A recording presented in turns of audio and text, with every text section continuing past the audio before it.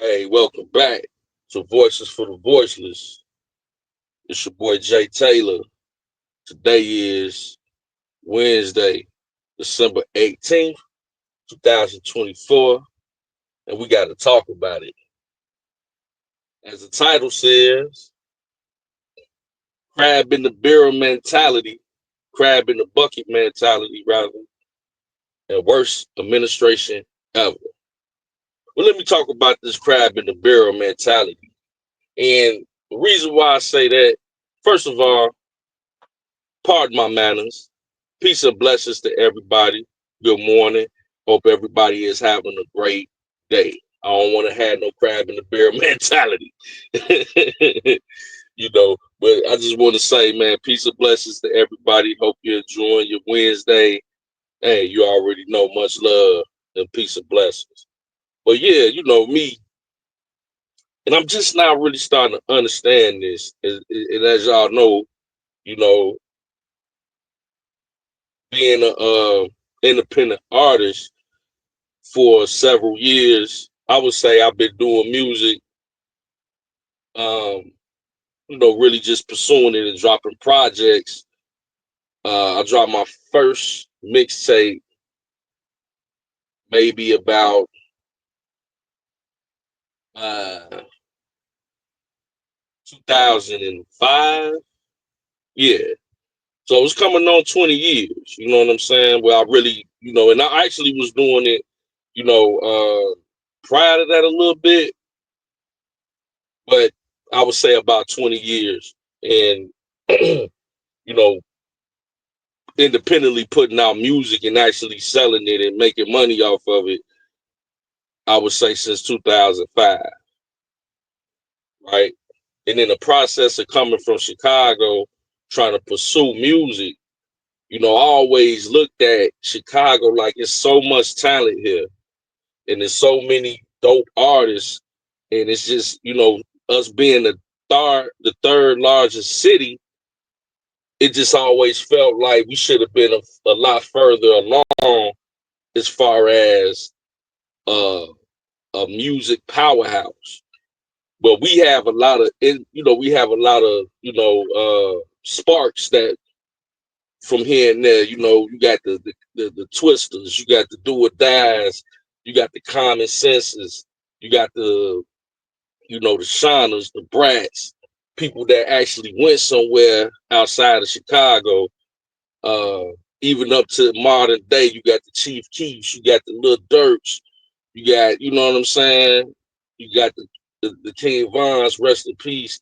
FBG Duck, rest in peace.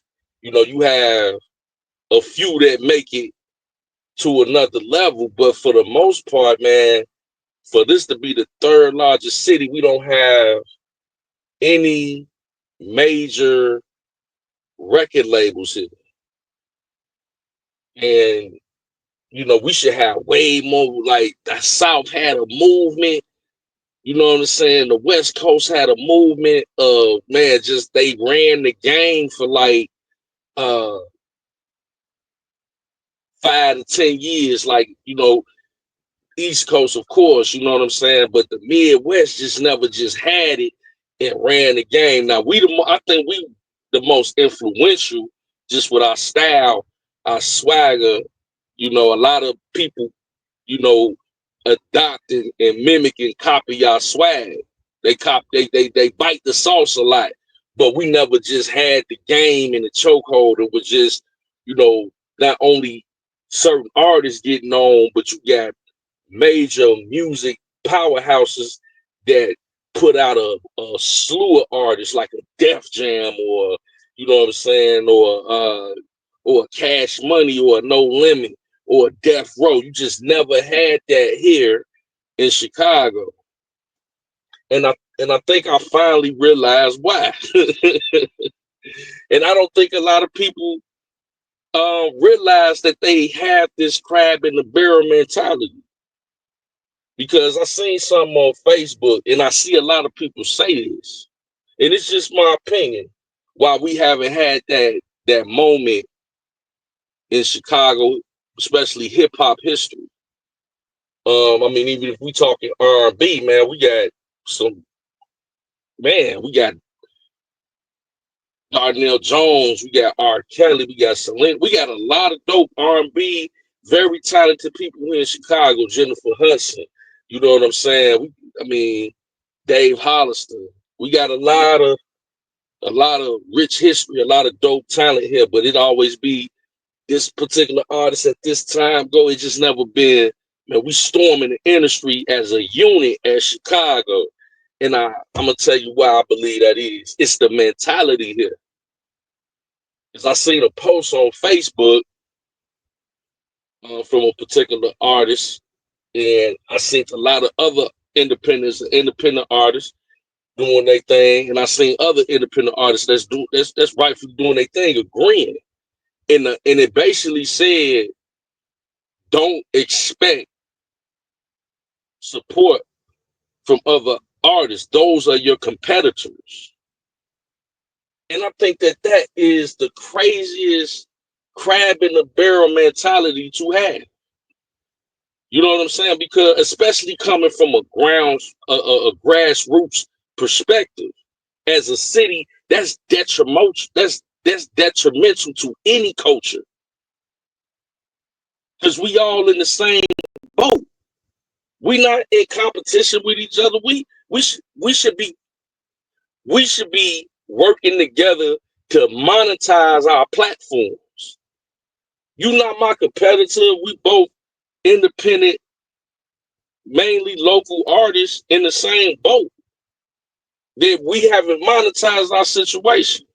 So with that mentality, instead of supporting one another, you looking at each other as competition. Now, I believe at some point, once you monetize and you got a real following and you selling thousands of CDs, then yeah, we could compete with each other. Because now it makes sense, right? Now, okay, you over there, you throwing your concert, you got okay, you packing out clubs, but I'm over here packing out arenas. Now it makes sense to compete. But if you grassroots with that mentality, then you can never grow your fan base. Because see, starting off at grassroots independent artists, you're not gonna have that support system behind you if you don't have some type of major backing. So artists, you are each other's support system for the most part. You have your 10 to 20 people that support you. I have my 10 to 20 people that support me. We come together, we support each other, we grab other artists, and we make each other look bigger than life. And that's going to attract more people to want to support all of us. They're like, man, they got this artist, that artist. Man, they got a movement. That's how you develop a movement. And it shouldn't just be a clique. It should be a movement of everybody that's dope, that come together and support one another, and their support system supports everybody. Man, you develop a powerhouse, a movement, not just 5 to 10. I'm talking about you got about 25 to 50 artists that's all dope. They got their own move. My support system is your support system. That's how the South did it. That's how the West Coast did it. That's how New York did it. That's why Chicago never did it, because this crab in the barrel mentality that we competing against each other. I ain't competing against nobody but my last project. I want to be better than what I did last time. Let's make no mistake. You could be competitive as far as artistically, like, oh yeah, man, I'm gonna kill you on this verse. Oh yeah, man, you ain't fucking with me. That's you supposed to feel like you're the best. But when it comes to mobilizing and creating a dynasty and creating a movement, man, that's why Chicago never did it, man. I don't think they ever gonna have that. Just that those 5 or 6 major records. You cannot walk down town Chicago and go as a dope artist and just walk into a venue that's a major record label. That does not exist here. The resources are limited. So that should be more incentive for artists to just, become each other's support system. But they feel like, man, this is a business, so you my competitor. But see, that's the wrong mentality, bro. You should compete artistically, but not when it comes to building a audience. That's counterproductive to the culture, and if artists are running around agreeing with that, then it just makes sense why you got, some that make it and some that don't. But majority of the people that make it anywhere, make no mistake, have to leave Chicago at some point. You can't just blow up from here. But everybody that's on, they love to come here because we a big consumer market. You know what I'm saying? But everybody had to leave here. I don't know any artist that just blew up here and didn't have to leave here at some point to go to that next level. And I think it's largely due, unbeknownst to artists. They think they're doing the right thing by having this mentality of, oh no, you my competition, so I ain't supporting you. So that's my rant on the crab in the bucket mentality. You know what I'm saying? And I think that, it was just an interesting conversation. But let's pivot a little bit. I'm gonna kick it with y'all for a little bit. The worst administration ever. And I had to say, man, at one point, man, I was trying to determine for myself who was the worst administration in my lifetime up until this point, since I've been an adult. And it was really between this Biden Harris administration and George Bush. I'm talking about W, the son. George Bush, when he got in, that was a horrible president. Man, that dude was terrible. But in comparison to Joe Biden, these are, man, I was like, nah, Biden bad, but he ain't as bad as George Bush. I think that I have officially changed my position. Joe Biden is worse than George W. Bush. You know why I say that? Because at least with George W. Bush, we knew we were safe in America. You know what I'm saying? At least we knew. That was one warmongering dude. He kick off a fight in the minute, bombing people left and right. He was horrible. Make no mistake. But we would not be having this going on where we don't know what is going on, what's flying around the sky. All this, see, let me tell you something. When they open those borders and just allow anybody into our country, you gotta understand, America has a lot of enemies all over the world. So people saw it as an open opportunity. When they open up that southern border, you ain't just see Venezuelans or Haitians. You saw Chinese people, Oriental people. You saw Middle Eastern people. Like, what is all these Chinese people coming over in the border? What's all these Middle Eastern people coming over in the border? So you're not vetting these people. You letting them into our country unvetted. This ain't just for no Venezuelans or that's lightweight compared to who could really be over here. And the border been open for years now. So we seeing strange drones being flown in the sky. We don't know who is doing this. We have talks of radioactive materials being sent from overseas, and now it's missing. What a radioactive material, that could be a nuclear bomb, nuclear weapons. They let a lot of people over in this country that hate this country.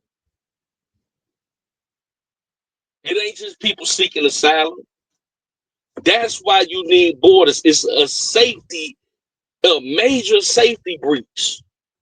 I don't think people understand that. Joe Biden, for him to do that, he put all the American people, all of us at risk. We don't know who over here. We don't know what they own. For all we know, we done let real terrorists over here, not just no Venezuelan gang members. That's lightweight. You got people over here that probably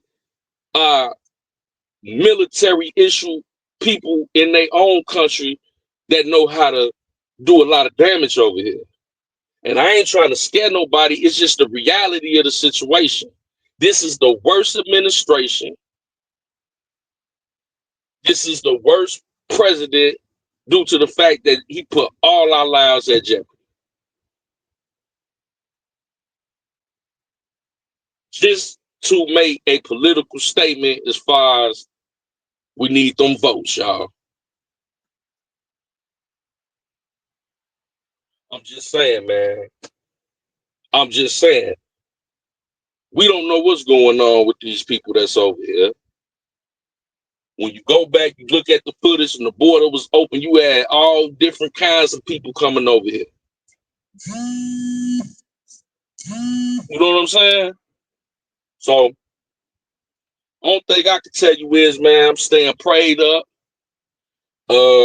January 20th couldn't get here no sooner.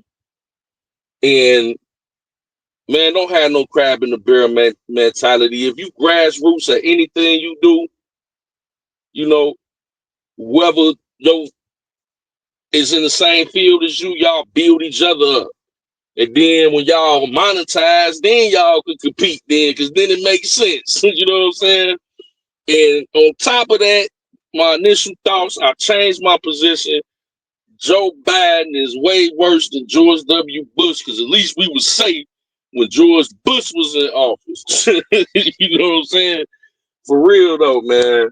But hey, man, voices for the voiceless. We love y'all.